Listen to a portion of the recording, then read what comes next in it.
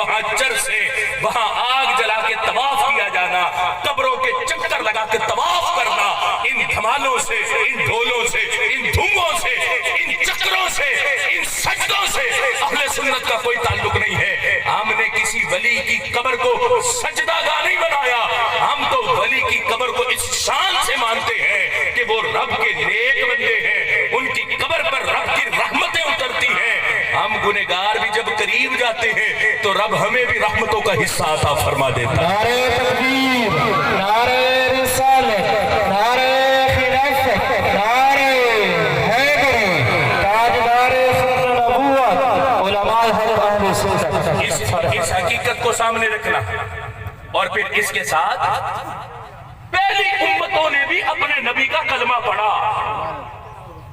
لیکن جس شان سے اس امت نے اپنے محبوب کا کلمہ پڑھا وہ اپنی مثال آپ دیکھو۔ حضرت صالح علیہ السلام کی اونٹنی کی کوچے کٹے، نبی کی توہین نہیں، نبی کے معجزے کی۔ حضرت صالح علیہ السلام کی اونٹنی حضرت صالح کا معجزہ تھی، اب اس کی توہین کی جائے نبی کے معجزے کی تو اللہ پوری قوم پر عذاب مسلط کر دیتا کہ تم نے نبی کے معجزے کی توہین کی ہے۔ اور دوسری طرف بخاری شریف میں نبی پاک صلی اللہ علیہ وسلم کے عرش سے مقدس بدن پر اونٹ کی اوجری کو کھینچ کے ڈالا گیا، لیکن رب نے عذاب نہیں بھیجا۔ کیا رب کی معاذ اللہ طاقت میں کمی ہے؟ کیا رب بدلہ نہیں لے سکتا؟ رب کی طاقت میں کوئی کمی نہیں، رب کی قدرت کاملہ ہے، رب بدلہ لے سکتا، وہ بدلہ لینے پہ قادر ہے، لیکن اب بدلہ کیوں نہیں لیا گیا؟ حالانکہ رب کے حبیب کی توہین ہوئی۔ تو رب ذوالجلال دنیا کو بتانا چاہتا ہے پچھلی امتوں کے عشق کھوکھلے تھے، اب جو میں نے اپنے محبوب کو امت دی ہے ان کے عشق بڑا سچا ہے، اب بدلہ رب نہیں لے گا۔ پھر احد اور بدر کے میدان نے یہ ثابت کیا کہ وہ جنہوں نے کل توہین کی تھی میرے محبوب کے صحابہ نے ان کی گردنیں اتار کے کنویں میں پھینک کے بتایا کہ یہ ہے شان اپنے نبی کی عزت پر پہرا دینے کی۔ اور دیکھو صرف زمانہ حیات ظاہری کا سرکار کا اس وقت جنہوں نے دیکھا صرف انہوں نے ہی پیار نہیں کیا۔ اللہ کا فضل ہے 1447 ہجری کا امتی بھی نہ اپنی ماں سے اتنا پیار کرتا، نہ باپ سے کرتا، نہ اولاد سے کرتا، یہ آج بھی جتنا پیار آمینہ کے لال سے کرتے ہیں صلی اللہ علیہ وسلم۔ یہ محبت جو سرکار کی اور اپنے محبوب کی رب نے اس امت کے سینے میں عطا فرمائی، اس سے قبل کی امت کے سینوں میں اپنے انبیاء کی ایسی محبت نظر نہیں آتی۔ اس لیے اللہ نے فرمایا کنتم خیر امہ، فرمایا تم سردار امت، سرداری کا تاج رب نے اس امت کے سر پر رکھا، یہ شان ہے اس امت کی۔ پھر دیکھو پہلی امتوں کے حالات کو میں مختصر کرنا چاہتا ہوں۔ پہلی امتوں کے حالات کو دیکھو، تورات ہے، زبور ہے، انجیل ہے، ہم ساری کتابوں کو مانتے ہیں اور دل سے مانتے ہیں، ساری کتابوں پر ایمان رکھتے ہیں، حالانکہ ہمیں پتا ہے وہ کتابیں انہوں نے بدل ڈالی ہیں۔ ہمارا قرآن گواہ ہے ان کتابوں کے بدلنے پر کہ پہلی امتوں نے وہ کتابیں بدلی ہیں کس انداز میں کہ جو ان کے مطلب کی آیت ہوتی وہ باقی رکھتے، جو مطلب کی نہ ہوتی یا صفحہ پھاڑ دیتے یا آیت چھپا دیتے۔ قربان جائیں اس امت پر 1447 ہجری میں بھی الحم سے والناس تک قرآن وہی ہے جو اللہ نے محبوب کے سینے پہ نازل فرما دیا۔ پھر اس امتی کا ایمان بھی ویسے، مشکات شریف کی حدیث ہے، نبی پاک صلی اللہ علیہ وسلم نے صحابہ کرام علیہ رضوان سے پوچھا، نبی علیہ السلام نے پوچھا اے صحابہ یہ بتاؤ تمہیں کس کے ایمان پر تعجب ہے؟ حدیث کا خلاصہ کلام پیش کروں گا، حدیث طویل ہے۔ نبی علیہ السلام نے پوچھا کس کے ایمان پر تعجب ہے؟ تو صحابہ نے عرض کی یا رسول اللہ ہمیں فرشتوں کے ایمان پر تعجب ہے۔ نبی علیہ السلام نے فرمایا فرشتوں کے ایمان پر کیسا تعجب؟ وہ تو رب کے قرب میں رہتے، رب کی تسبیح کرتے، رب کی حمد کرتے، رب کا حکم مانتے، رب کو سجدے کرتے، تو ان کے ایمان پر کیسا تعجب؟ پھر پوچھا بتاؤ کس کے ایمان پر تعجب ہے؟ صحابہ عرض کرتے یا رسول اللہ ہمیں انبیاء کے ایمان پر تعجب ہے۔ صحابہ نے عرض کی انبیاء کے ایمان پر کیسا تعجب؟ وہ تو رب سے ہم کلام ہوتے، رب اپنا کلام ان پر نازل کرتا، ان کے ایمان پر کیسا تعجب؟ پھر پوچھا بتاؤ کس کے ایمان پر تعجب؟ صحابہ نے عرض کی یا رسول اللہ صحابہ کرام علیہم رضوان نے عرض کی یا رسول اللہ ہمیں اپنے ایمان پر تعجب ہے. محبوب نے فرمایا ابھی بھی اپنے ایمان پہ تعجب کرتے ہو؟ ہر روز رب کا قرآن مجھ پہ اترتا ہے، میں رب کا تازہ کلام تمہیں سناتا ہوں. فرمایا جنہیں دیکھ کے پتھر بھی کلمہ پڑھنے لگ جائیں، ان کے گلے زیبا کا دیدار صبح بھی کرتے ہو شام بھی کرتے ہو. محبوب کی زیارت جنہیں دیکھ کے درخت بھی درود و سلام پڑھے، تم ان کے گلے زیبا کو صبح شام دیکھتے ہو، ابھی بھی اپنے ایمان پہ تعجب کرتے ہو. صحابہ نے عرض کی یا رسول اللہ پھر آپ فرمائیں کس کے ایمان پر تعجب ہونا چاہیے؟ نبی علیہ السلام نے فرمایا مجھے اپنے اس امتی کے ایمان پہ تعجب ہے صحابہ جو تمہارے بعد آئے گا، جو تمہارے بعد آئے گا. کیسے تعجب؟ فرمایا نہ قرآن اترتا دیکھے گا، نہ میری زبان سے سنے گا، نہ صحابہ وہ قرآن تم سے سنے گا. یہ قرآن کتابی شکل میں اس کے سامنے آئے گا، شک نہیں کرے گا، چوم کے سینے سے لگائے گا یہ تو وہی قرآن ہے جو اللہ نے محبوب کے سینے پہ نازل فرما دیا تھا. اس لیے رب نے فرمایا کنتم خیر امہ، اللہ فرماتا ہے تم سردار امت ہو. اس نے سرداری کا حق بھی ادا کیا. دیکھو آج اس امت پر شرک کے تیر چلائے جاتے ہیں، یہ امت مشرک ہو گئی، یہ امت مشرک ہو گئی. زبان کو لگام دو. جس امت کے بارے میں بخاری میں میرے محبوب قسم اٹھا کے فرمائے واللہ ما خاف علیکم ان تشرکوا بعدی، محبوب فرمایا اللہ کی قسم میرے محبوب نے فرمایا اللہ کی قسم میرے صحابہ مجھے اپنے جانے کے بعد اپنی امت پر شرک کا کوئی خوف نہیں ہے. کیوں؟ میں نے تعلیم ایسی دی ہے اپنی امت کو کہ یہ شرک نہیں کرے گی، یہ بتوں کی پجاری نہیں بنے گی، یہ چمکتے چاند کو نہیں پوجے گی، یہ سورج کی پجاری نہیں بنے گی. جیسے قبروں کے پجاری کہا جاتا ہے، تمہاری سوچ گندی ہے، کس نے قبر کی پوجا کی ہے؟ تمہاری اپنی سوچ کی غلاظت نے تمہیں مجبور کیا تم اپنے دل کی گندگی کا اظہار کرو، ورنہ کوئی سنی ایسا نہیں جو کسی قبر کو پوجے. حقیقت پہلے بیان کر چکا ہوں کہ یہ سجدے اہل سنت کے نہیں، یہ دھمالے اہل سنت کی نہیں، یہ ڈھول اور یہ ناچ گانے یہ اہل سنت کے نہیں، پہلے کہہ چکا ہوں. اب دیکھو شان یہ ہے، مقام یہ ہے کہ یہ امت جس کے سر پر رب نے سرداری کا تاج رکھا، اب یہ امت اس نے کس شان سے سب کو مانا.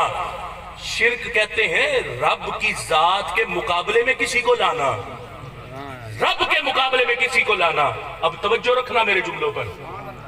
جس امت نے آج تک قرآن جیسی کوئی کتاب نہیں مانی، یعنی شرک بالکتاب نہیں کیا، جنہوں نے قرآن جیسی کوئی کتاب نہیں مانی، تو رب جیسا کسی کو کیسے مان جائے گی؟ پھر اگلی بات بھی سوچو، جس نے آج تک اپنے نبی جیسا کسی کو نہیں مانا تو وہ رب جیسا کسی کو مان جائے گی؟ یہ ہے اس امت کی شان. نہ اس امت نے شرک بالتوحید کیا، نہ اہل سنت نے شرک بالرسالہ کیا، نہ شرک بالکتاب کیا. اللہ کا فضل ہے، رب کی توحید کی بات آئے ہماری پیشانیاں سجدے میں جھک جاتی ہیں. محبوب کی رسالت کی بات آئے اللہ کے فضل سے شان رسالت پر تو ہمارے چہرے نور سے کھل اٹھتے ہیں. اور بات آئے قرآن کی، اللہ کے فضل سے تلاوت قرآن سے اللہ دلوں کو منور فرما دیتا ہے. یہ ہے شان اس امت کی. اس لیے رب نے فرمایا کنتم خیر امہ، تم سردار امت ہو. آج یہ آیت پڑھ کے اپنی شان کو بیان کرنے والے سارے طبقے اور صحابہ کے خلاف بولنے والے ان کو قرآن کی اسی آیت سے سمجھانا چاہتے ہیں. میں کہتا ہوں علماء تشریف فرما ہے تم ہے حاضر کی ضمیر کا خطاب، تم. اب آج ہم اپنی شان میں یہ آیت پڑھیں تو یہاں تو حاضر کی ضمیر ہے. اللہ فرماتا ہے تم بہترین امت ہو. تو ہم تو حاضر نہیں تھے جب یہ قرآن اتر رہا تھا، ہم تو غائب تھے. تو اپنے دل سے گواہی لے کے بتاؤ اس وقت کون حاضر تھے جن کے بارے میں رب یہ ارشاد فرما رہا؟ کون حاضر تھے؟ پوچھو اپنے دل سے. بولنے والوں صحابہ کے خلاف، اہل بیت اطہار کے خلاف بتاؤ تو صحیح، کنتم امہ کی جب آیت اتری تھی رب خطاب فرما رہا تھا کہ تم بہترین ہو، تم سردار ہو، تم شان والے ہو. ہم تو نہیں تھے. مجھے کہنے دو رب جن سے خطاب کر رہا تھا وہ ذات صدیق اکبر کی تھی، وہ ذات عمر فاروق کی تھی، وہ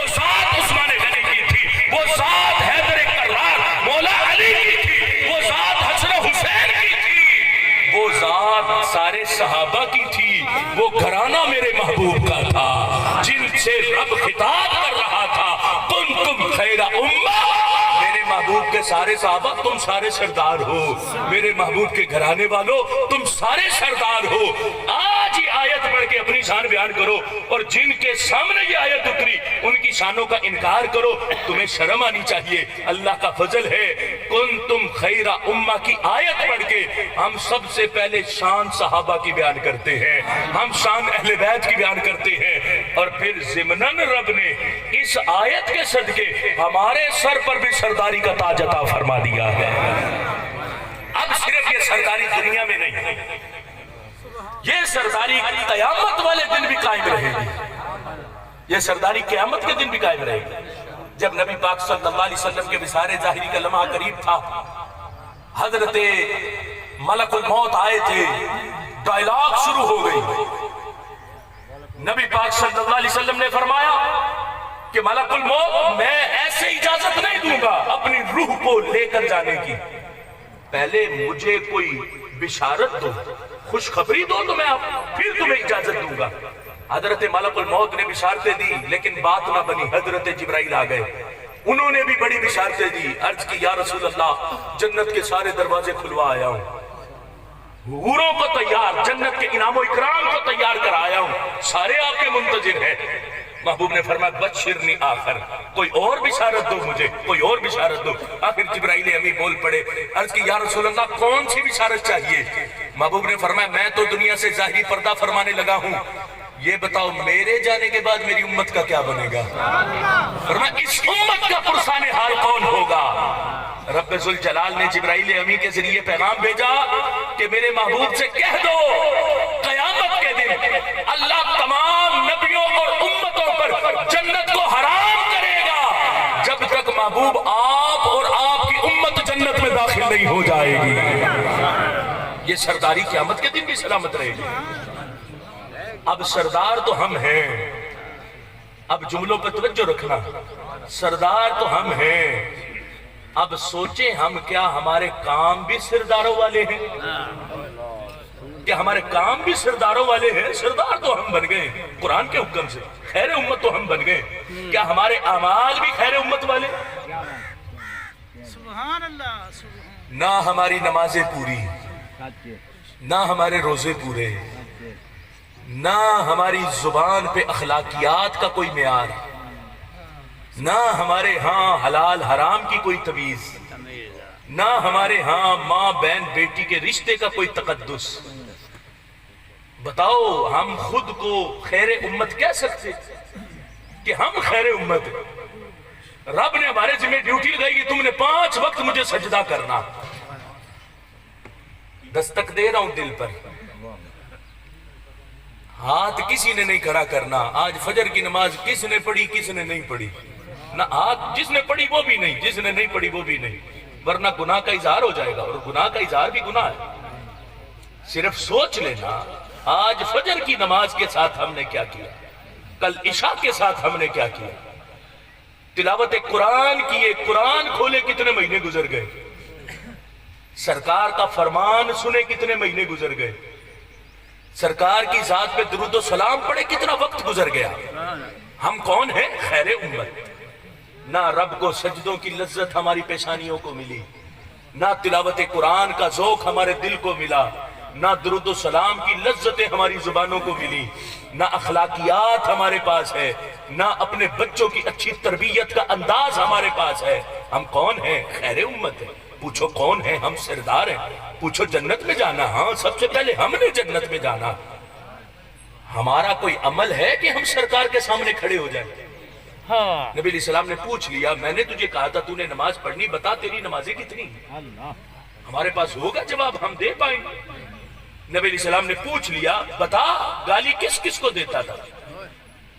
है कोई जवाब हमारे पास? कितने दुख और अफसोस का मकाम है। शान सुन के तो हम बड़े खुश होते हैं कि हम खैर उम्मत है।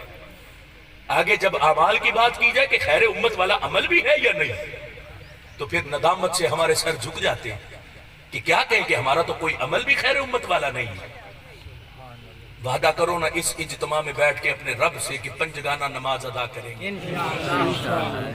دیکھو نا کتنا مشکل کام ہے. لوگ سوچ سوچ کے وعدہ کر رہے ہیں کہ پتہ نہیں پڑھی جائے گی کہ نہیں پڑھی جائے گی. یہ ہے حالت اس وقت ہماری. نماز پنجگانہ کے بارے میں بھی ہمیں سمجھانے کی کوشش کرنا پڑ رہی ہے کہ تم نماز پڑھا کرو. حالانکہ یہ تو سمجھانے کی ضرورت ہی نہیں ہے, ہمیں تو اس سے اگلا سبق لینا چاہیے تھا. اور یہ تو نماز تو ابتدائی سبق ہے کہ جب سے بندہ 8 برس کا ہو اور 10 برس تک نہ پڑھے تو سزا کا حکم ہے. تو 10 برس سے تو آج ہماری عمر 50 برس ہو گئی ہے, ابھی تک ہمیں نمازوں کی عادت نہیں پڑی. تو بتاؤ پھر کب پڑھیں گے؟ تلاوت قرآن کی ہمیں عادت نہیں پڑی تو کب پڑھے گی؟ سرکار کی ذات پہ درود و سلام کی عادت نہیں پڑی تو کب پڑھے گی؟ کتنی بار درود و سلام پڑھتے ہیں ہم دن میں سرکار کی ذات پر؟ پتہ ہی کوئی نہیں, کبھی پڑھا ہی نہیں ہم نے. تو یاد رکھنا یہ آخری جملے, درود و سلام کی برکت کیا ہے؟ میرے شیخ کامل حضور کنز العلماء مفکر اسلام ڈاکٹر محمد اشرف آصف جلالی زیدہ شرفو, آپ سے ایک اینکر نے سوال پوچھا, کہا اتنے مسائل ہیں آپ پر لیکن آپ کا چہرہ ہمیشہ مسکراتا نظر آتا ہے, سبب کیا ہے یہ مسکراہٹ کا؟ آپ نے فرمایا اس مسکراہٹ کا سبب درود و سلام ہے. کیوں؟ فرمایا جب بندہ سرکار پہ سلام بھیجتا ہے تو محبوب مدینے سے اپنے امتی پر سلامتی کا جواب بھیجتے ہیں. اب امتی کہتا ہے السلام علیکہ یا رسول اللہ, سرکار فرماتے وعلیکہ السلام یا امتی, میرے امتی تجھ پر بھی سلام ہو, میرے امتی تجھ پر بھی سلام ہو. اب سوچو جس پر سلامتی کا دعائیہ کلمہ سرکار بھیجے وہ کب پریشان ہو سکتا, اس پر غم کب آ سکتا کہ جس پر سلامتی کی دعائیں سرکار بھیجے اور بار بار بھیجے. یہ 1000 بار بھیجے تو 1000 بار سلامتی کی دعا کا جواب اس کے لیے آئے. تو سرکار کا تو ایک جملہ ہی ہمارے لیے کافی, اور ہم 1000 بار سلام پڑھ رہے تو سرکار 1000 بار ہم پر بھی سلامتی کی دعا بھیج رہے. کرو تو صحیح, کچھ کریں تو صحیح. نماز پنجگانہ ادا کریں گے نا, تلاوت قرآن کریں گے نا, درود و سلام پڑھیں گے نا, حلال حرام کی تمیز رکھیں گے, تو دیکھو میرا رب زندگی کی کتنی بہار عطا فرماتا. میرا رب میرے یہ کلمات قبول فرما کے ہمارے عزیز بزرگوار محمد لیاقت علی مرحوم و مغفور کی قبر پر کروڑوں رحمتوں کا نزول فرمائے. رب ذوالجلال ان کی بے حساب کامل بخشش و مغفرت فرمائے. وآخر دعوانا ان الحمدللہ رب